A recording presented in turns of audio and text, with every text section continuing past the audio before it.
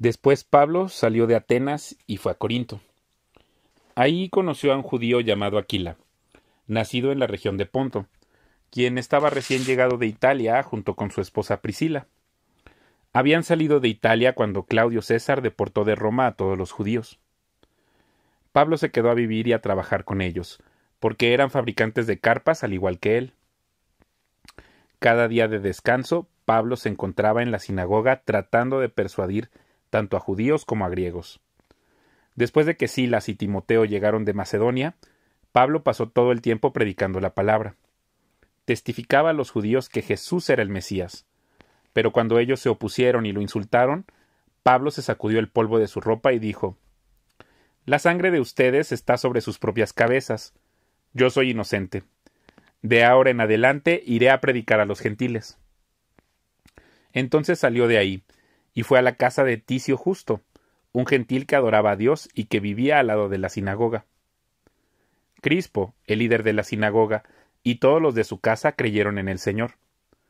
Muchos otros en Corinto también escucharon a Pablo, se convirtieron en creyentes y fueron bautizados. Una noche, el Señor le habló a Pablo en una visión y le dijo: «No tengas miedo, habla con libertad, no te quedes callado, pues yo estoy contigo y nadie te atacará ni te hará daño, porque mucha gente de esta ciudad me pertenece». Así que Pablo se quedó ahí 1 año y medio enseñando la palabra de Dios. Cuando Galión llegó a ser gobernador de Acaya, unos judíos se levantaron contra Pablo y lo llevaron ante el gobernador para juzgarlo. Acusaron a Pablo de persuadir a la gente a adorar a Dios en formas contrarias a nuestra ley.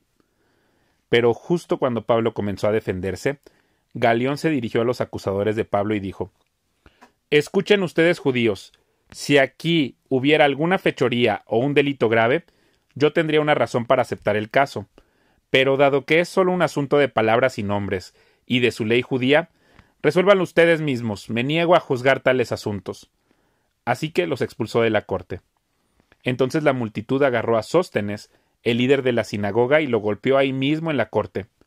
Pero Galión no le dio a eso ninguna importancia. Después Pablo se quedó en Corinto un tiempo más. Luego se despidió de los hermanos y fue a Cencrea, que quedaba cerca. Ahí se rapó la cabeza, según la costumbre judía, en señal de haber cumplido un voto. Después se embarcó hacia Siria y llevó a Priscila y Aquila con él. Primero se detuvieron en el puerto de Éfeso, donde Pablo dejó a los demás. Mientras estuvo en Éfeso, fue a la sinagoga para razonar con los judíos. Le pidieron que se quedara más tiempo, pero él se negó. Al irse, sin embargo, dijo: «Si Dios quiere, regresaré». Entonces zarpó de Éfeso. La siguiente parada fue en el puerto de Cesarea. De ahí subió y visitó a la iglesia de Jerusalén, y luego regresó a Antioquía. Después de pasar un tiempo en Antioquía, Pablo regresó por Galacia y Frigia, donde visitó y fortaleció a todos los creyentes. Mientras tanto, un judío llamado Apolos, un orador elocuente que conocía bien las Escrituras, llegó a Éfeso desde la ciudad de Alejandría en Egipto. Había recibido enseñanza en el camino del Señor y les enseñó a otros acerca de Jesús con espíritu entusiasta y con precisión. Sin embargo, él solo sabía acerca del bautismo de Juan. Cuando Priscila y Aquila lo escucharon predicar con valentía en la sinagoga, lo llevaron aparte y le explicaron el camino de Dios con aún más precisión. Apolos pensaba ir a Acaya, y los hermanos de Éfeso lo animaron para que fuera. Les escribieron a los creyentes de Acaya para pedirles que lo recibieran. Cuando Apolos llegó, resultó ser de gran beneficio para los que por la gracia de Dios habían creído. Refutaba a los judíos en debates públicos con argumentos poderosos. Usando las Escrituras les explicaba que Jesús es el Mesías. Mientras Apolos estaba en Corinto, Pablo viajó por las regiones del interior hasta que llegó a Éfeso, en la costa, donde encontró a varios creyentes. ¿Recibieron el Espíritu Santo cuando creyeron?, les preguntó. No, contestaron, ni siquiera hemos oído que hay un Espíritu Santo. ¿Entonces qué bautismo recibieron?, preguntó. Y ellos contestaron, el bautismo de Juan. Pablo dijo, el bautismo de Juan exigía arrepentirse del pecado, pero Juan mismo le dijo a la gente que creyera en el que vendría después, es decir, en Jesús. En cuanto oyeron esto, fueron bautizados en el nombre del Señor Jesús. Después, cuando Pablo les impuso las manos, el Espíritu Santo descendió sobre ellos, y hablaron en otras lenguas y profetizaron. Había unos 12 hombres en total. Luego Pablo fue a la sinagoga y predicó con valentía durante los siguientes 3 meses, discutiendo persuasivamente sobre el reino de Dios. Pero algunos se pusieron tercos, rechazaron el mensaje y hablaron públicamente en contra del camino. Así que Pablo salió de la sinagoga y se llevó a los creyentes con él. Entonces asistía diariamente a la sala de conferencias de Tirano, donde exponía sus ideas y debatía. Esto continuó los siguientes 2 años, de modo que gente de toda la provincia de Asia, tanto judíos como griegos, oyó la palabra del Señor. Dios le dio a Pablo el poder para realizar milagros excepcionales. Cuando ponían sobre los enfermos pañuelos o delantales que apenas habían tocado la piel de Pablo, quedaban sanos de sus enfermedades y los espíritus malignos salían de ellos. Un grupo de judíos viajaba de ciudad en ciudad, expulsando espíritus malignos. Trataban de usar el nombre del Señor Jesús en sus conjuros y decían: «Te ordeno en el nombre de Jesús, de quien Pablo predica, que salgas». 7 de los hijos de Esceva, un sacerdote principal, hacían esto. En una ocasión que lo intentaron, el espíritu maligno respondió: «Conozco a Jesús y conozco a Pablo, pero ¿quiénes son ustedes?». Entonces el hombre con el espíritu maligno se lanzó sobre ellos, logró dominarlos y los atacó con tal violencia que ellos huyeron de la casa desnudos y golpeados. Esta historia corrió velozmente por todo Éfeso, entre judíos y griegos por igual. Un temor solemne descendió sobre la ciudad y el nombre del Señor Jesús fue honrado en gran manera. Muchos de los que llegaron a ser creyentes confesaron sus prácticas pecaminosas. Varios de ellos que practicaban la hechicería trajeron sus libros de conjuros y los quemaron en una hoguera pública. El valor total de los libros fue de 50,000 monedas de plata. Y el mensaje acerca del Señor se extendió por muchas partes y tuvo un poderoso efecto. Tiempo después, Pablo se vio obligado por el Espíritu a pasar por Macedonia y Acaya, antes de ir a Jerusalén. Y después de eso dijo: «Tengo que ir a Roma». Envió a sus 2 asistentes, Timoteo y Erasto, a que se adelantaran a Macedonia, mientras que él se quedó un poco más de tiempo en la provincia de Asia. Por ese tiempo se generó un grave problema en Éfeso con respecto al camino. Comenzó con Demetrio, un platero que tenía un importante negocio de fabricación de templos de plata en miniatura de la diosa griega Artemisa. Él les daba trabajo a muchos artesanos. Los reunió a todos, junto con otros que trabajaban en oficios similares, y les dirigió las siguientes palabras: «Caballeros, ustedes saben que nuestra riqueza proviene de este negocio. Pero como han visto y oído, este tal Pablo ha convencido a mucha gente al decirles que los dioses hechos a mano no son realmente dioses, y no solo lo ha hecho en Éfeso, sino por toda la provincia. Por supuesto que no solo hablo de la pérdida del respeto público para nuestro negocio. También me preocupa que el templo de la gran diosa Artemisa pierda su influencia y que a Artemisa, esta magnífica diosa adorada en toda la provincia de Asia y en todo el mundo, se le despoje de su gran prestigio». Al oír esto, montaron en cólera y comenzaron a gritar: «¡Grande es Artemisa de los Efesios!». Pronto toda la ciudad se llenó de confusión. Todos corrieron al anfiteatro, arrastrando a Gayo y a Aristarco, los compañeros de viaje de Pablo, que eran macedonios. Pablo también quiso entrar, pero los creyentes no lo dejaron. Algunos de los funcionarios de la provincia, amigos de Pablo, también le enviaron un mensaje para suplicarle que no arriesgara su vida por entrar en el anfiteatro. Adentro era un griterío. Algunos gritaban una cosa y otros otra. Todo era confusión. De hecho, la mayoría ni siquiera sabía por qué estaba ahí. Los judíos de la multitud empujaron a Alejandro hacia adelante y le dijeron que explicara la situación. Él hizo señas para pedir silencio e intentó hablar, pero cuando la multitud se dio cuenta de que era judío, empezaron a gritar de nuevo y siguieron sin parar como por 2 horas. «¡Grande es Artemisa de los Efesios! ¡Grande es Artemisa de los Efesios!». Por fin el alcalde logró callarlos lo suficiente para poder hablar. «Ciudadanos de Éfeso», les dijo, Todos saben que la ciudad de Éfeso es la guardiana oficial del templo de la gran Artemisa, cuya imagen nos cayó del cielo. Dado que esto es un hecho innegable, no deberían perder la calma ni hacer algo precipitado.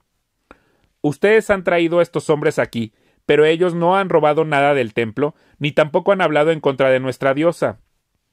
Si Demetrio y los artesanos tienen algún caso contra ellos, las cortes están en sesión y los funcionarios pueden escuchar el caso de inmediato. Dejen que ellos presenten cargos formales, y si hubiera quejas sobre otros asuntos, podrían resolverse en una asamblea legal. Me temo que corremos peligro de que el gobierno romano nos acuse de generar disturbios, ya que no hay razón para todo este alboroto, y si Roma exige una explicación, no sabremos qué decir. Entonces los despidió y ellos se dispersaron.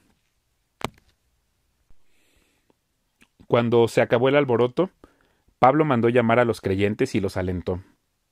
Después se despidió y viajó a Macedonia. Mientras estuvo ahí, animó a los creyentes en cada pueblo que atravesó. Luego descendió a Grecia, donde se quedó 3 meses. Se preparaba para regresar en barco a Siria cuando descubrió que unos judíos tramaban una conspiración contra su vida. Entonces decidió regresar por Macedonia. Varios hombres viajaban con él. Sus nombres eran Sópater, hijo de Pirro, de Berea, Aristarco y Segundo, de Tesalónica, Gayo, de Derbe, Timoteo, también Tíquico y Trófimo, de la provincia de Asia. Ellos se adelantaron y nos esperaron en Troas.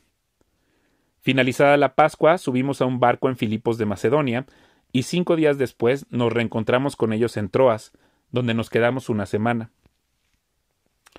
El primer día de la semana nos reunimos con los creyentes locales para participar de la Cena del Señor. Pablo les estaba predicando, y como iba a viajar el día siguiente, siguió hablando hasta la medianoche. El cuarto de la planta alta, donde nos reuníamos, estaba iluminado con muchas lámparas que titilaban. Como Pablo hablaba y hablaba, a un joven llamado Eutico, que estaba sentado en el borde de la ventana, le dio mucho sueño. Finalmente se quedó profundamente dormido y se cayó desde el 3er piso y murió. Pablo bajó, se inclinó sobre él y lo tomó en sus brazos. No se preocupen, les dijo, está vivo. Entonces todos regresaron al cuarto de arriba, participaron de la cena del Señor y comieron juntos. Pablo siguió hablándoles hasta el amanecer y luego se fue. Mientras tanto, llevaron al joven a su casa ileso y todos sintieron un gran alivio. Pablo viajó por tierra hasta Asón, donde había arreglado que nos encontráramos con él, y nosotros viajamos por barco. Ahí él se unió a nosotros, y juntos navegamos a Mitilene. Al otro día navegamos frente a la isla de Quío. Al día siguiente cruzamos hasta la isla de Samos, y un día después llegamos a Mileto.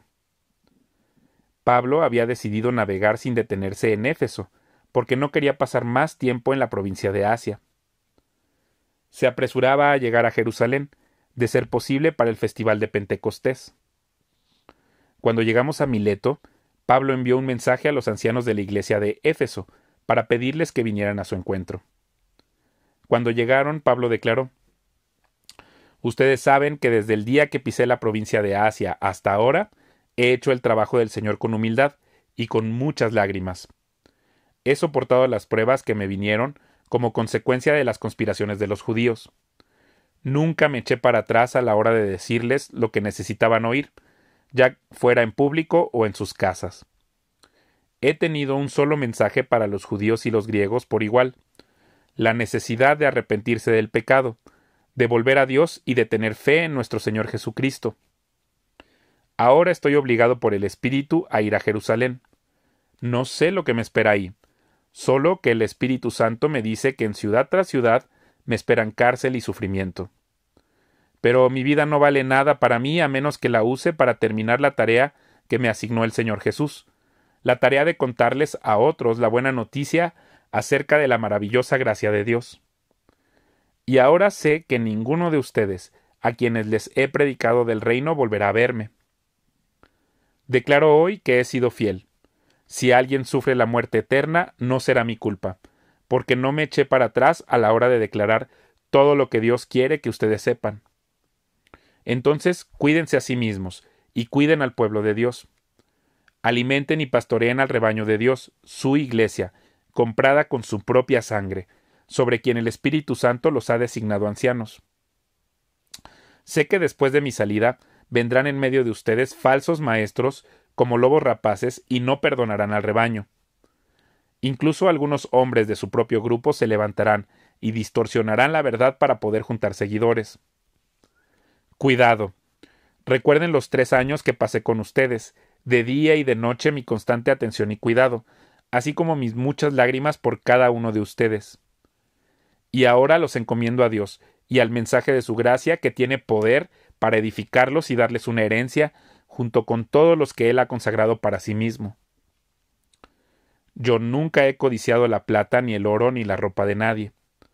Ustedes saben que mis 2 manos han trabajado para satisfacer mis propias necesidades e incluso las necesidades de los que estuvieron conmigo. Y he sido un ejemplo constante de cómo pueden ayudar con trabajo y esfuerzo a los que están en necesidad. Deben recordar las palabras del Señor Jesús. Hay más bendición en dar que en recibir. Cuando Pablo terminó de hablar, se arrodilló y oró con ellos. Todos lloraban, mientras lo abrazaban y le daban besos de despedida.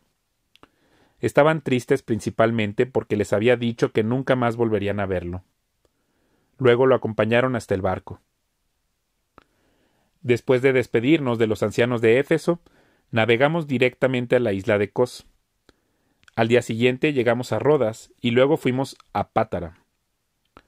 Ahí abordamos un barco que iba a Fenicia. Divisamos la isla de Chipre, la pasamos por nuestra izquierda y llegamos al puerto de Tiro, en Siria, donde el barco tenía que descargar. Desembarcamos, encontramos a los creyentes del lugar y nos quedamos con ellos una semana. Estos creyentes profetizaron por medio del Espíritu Santo que Pablo no debía seguir a Jerusalén. Cuando regresamos al barco al final de esa semana, toda la congregación, incluidos las mujeres y los niños, salieron de la ciudad y nos acompañaron a la orilla del mar. Ahí nos arrodillamos, oramos y nos despedimos. Luego abordamos el barco y ellos volvieron a casa. Después de dejar Tiro, la siguiente parada fue Tolemaida, donde saludamos a los hermanos y nos quedamos un día. Al día siguiente continuamos hasta Cesarea y nos quedamos en la casa de Felipe el Evangelista, uno de los 7 hombres que habían sido elegidos para distribuir los alimentos. Tenía 4 hijas solteras, que habían recibido el don de profecía.